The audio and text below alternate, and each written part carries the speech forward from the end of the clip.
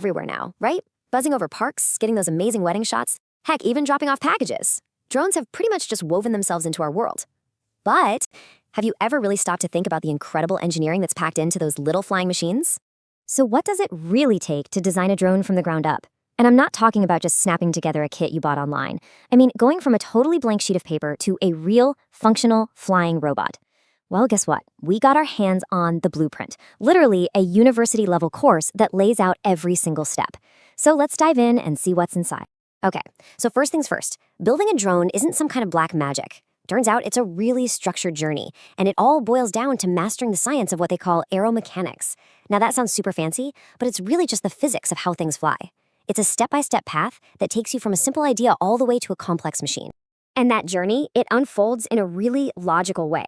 You don't just jump into the deep end with complex physics. Nope. You start with the basics, right there in week 1. What's this drone even for? What kind of drone should it be?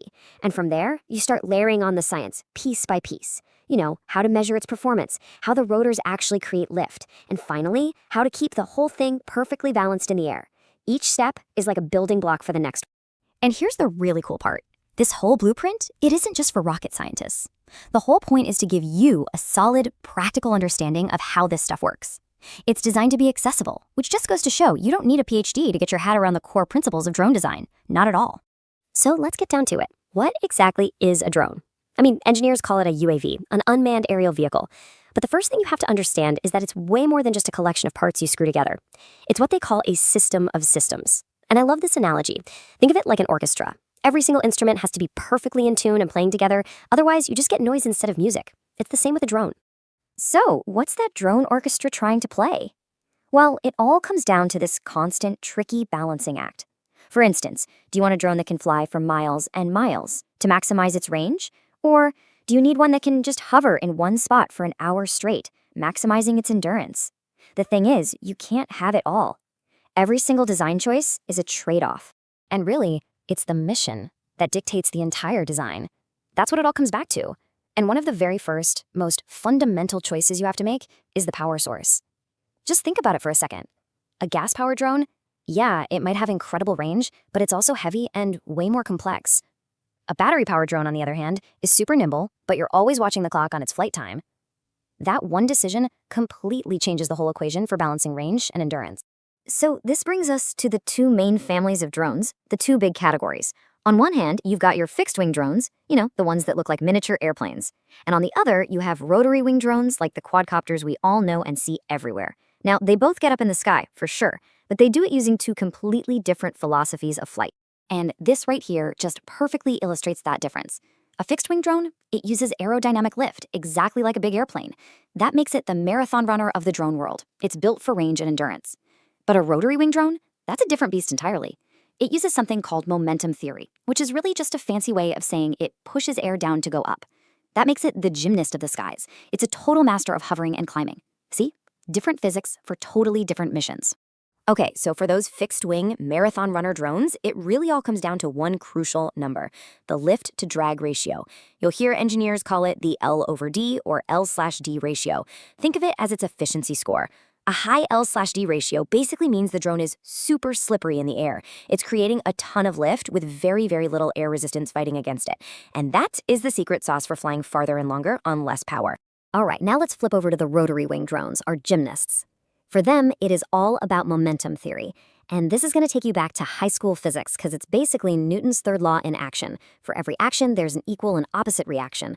The rotors are just super powerful fans that shove a huge mass of air straight down. And that equal and opposite reaction, well, that's the upward force, the thrust that lifts the whole drone right into the air. It's really that simple, but man, is it powerful. So, okay, you've mastered the fundamentals. What's next? Where do you go from there?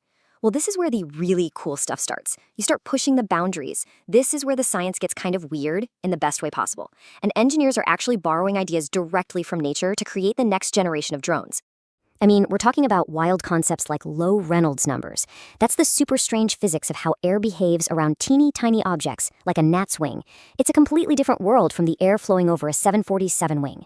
Then you've got unsteady aerodynamics. That's the secret sauce behind those incredible insect-like drones that actually flap their wings.